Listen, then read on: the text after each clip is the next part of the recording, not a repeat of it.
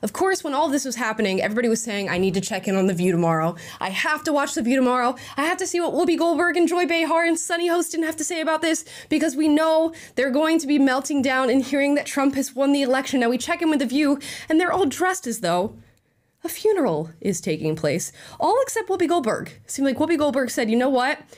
I'm going to show up in what I would normally wear. The rest of the women can dress in all black and mourn the death of, I don't know what, democracy. Is that what they feel like they've lost last night? Even though democracy was truly at play and the people spoke and they let you know what direction they wanted to go in. So here are the fits. We're going to watch some clips here. Here's what Joy Behar had to say. Think critically. Well, it would help if we could regulate social media, because one of the biggest offenders is D.C. and Congress have not been able to do one thing in regard to the rogue corporations of social media. It's not going to get any better with Elon Musk now in the administration. I want to think critically. We need to regulate. We can't have this happen again. They're too free on social media. We can't let them freely share information with one another, because when they freely share information with one another, they vote for Donald Trump. We have to regulate them. And this is actually a part of the Harris campaign, the Harris-Walz campaign, that really led to people going like, oh no, we can't vote for them. They're saying they're going to come after misinformation and hate speech, which what they really mean is we're going to go after our political opponents. And now you're hearing that sort of language. The deregulation of social media from Elon Musk buying X was huge. And I think not only was it his like sort of trans kid coming out and all the turmoil that happened on the other end of that led to his awakening, it was the realization that upon buying X, the government is going to come after you. You now have a massive target on your back because you've left an open field out for people to just share information and say whatever they want. And they can't have that. So luckily, Donald Trump won this election, because had he not, first of all, Donald Trump would be in prison. But I think they would have found some way to go after Elon Musk, and it might just have been some sort of case of election interference, even though what he was doing by buying X was reversing the pathway of election interference that they had before. And he said upon buying X and doing like a full-scale audit of everything that was going on behind the scenes, the FBI, your US government, the Federal Bureau of Investigation, had several pathways into X by which they controlled the information that you were able to see as an American citizen on the platform. Shouldn't happen. Never okay. And he ended up doing away with a lot of those things.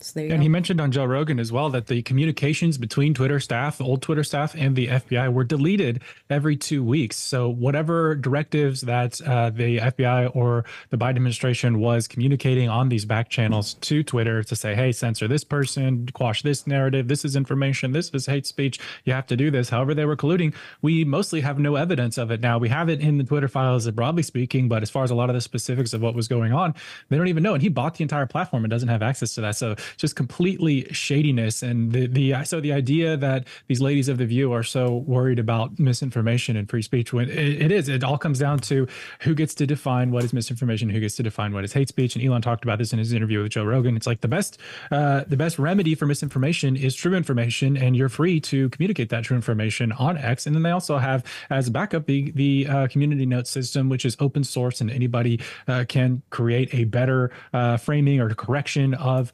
information that's put out, and it's tagged onto that. And Elon has no finger on the scale of how that is done on the platform. So again, it's freedom versus tyranny, and they don't realize it, but they're on the tyranny end of that. Yeah, they most definitely are, and they certainly don't realize it. Sunny Hostin says this isn't about policy. This is about a race and gender. I'm surprised at the result, but I'm not surprised. As a woman of color, I was so hopeful that a mixed race woman married to a Jewish guy could be elected president of this country.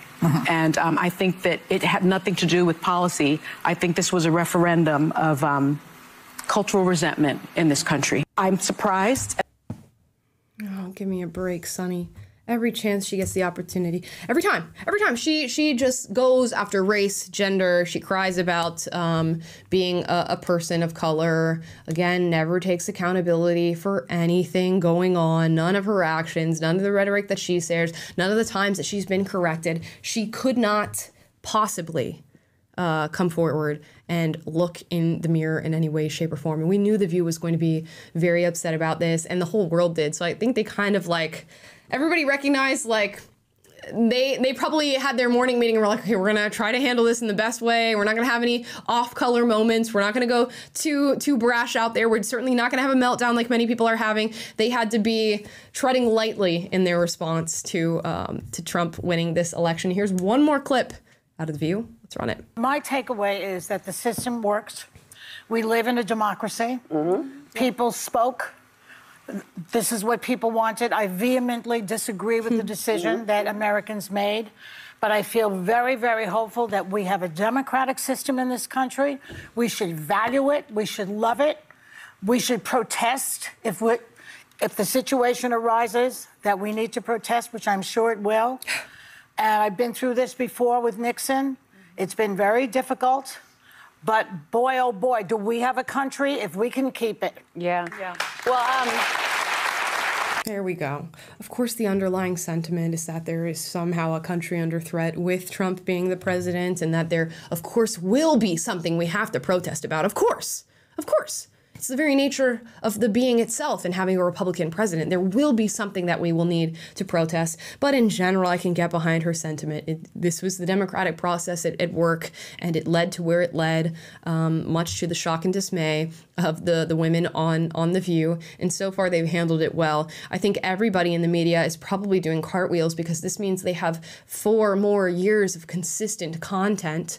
We know in 2016, when Donald Trump was president, both before and after, let's be honest, they were just running around. Every story was a Trump story. Everything was twisting his comments, attacking him for something he said, done, advocated for, something they heard from his brother's mother's cousin that he said. And those were the stories that the media was rolling out.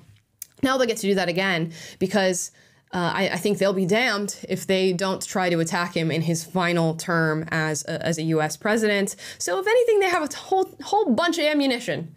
And I guess we do too, because then we're going to have to go through their comments and fact check them. And the cycle begins once again, as it did in 2016. But now in 2024, we going to do it again in 2024, as Kamala Harris would say. Gonna do the hard work. The hard work is good work to debunk all the narratives that they're putting out there. No, I hadn't thought about that the media is probably happy about, I mean, in one sense, the financially incentivized part of them is happy that they're probably going to be getting ratings back because, yeah, you're right. 2016 to 2020, there was record ratings on cable television because there was a constant catastrophization of anything and everything that Donald Trump would do. I hope that we've learned our lesson from going through that, and maybe we're not going to, completely go that way all over again. You saw, like, I referenced it a couple of times, but Jeff Bezos came out and blocked the Washington Post's endorsement of Kamala Harris because he wants to move back toward, being more objective and restoring their reputation. You've seen Mark Zuckerberg kind of back down and say, I want to be more libertarian when it comes to controlling speech and stuff like that on the platform. So, maybe the media and the big tech and whatnot have learned a little bit of a lesson, and they want to restore credibility and restore institutional trust in themselves. But I won't be holding my breath. I'm sure there will be plenty of places to find the seething about Trump during this administration if you go looking for it. Yeah, 100%. There will be no scarcity of that.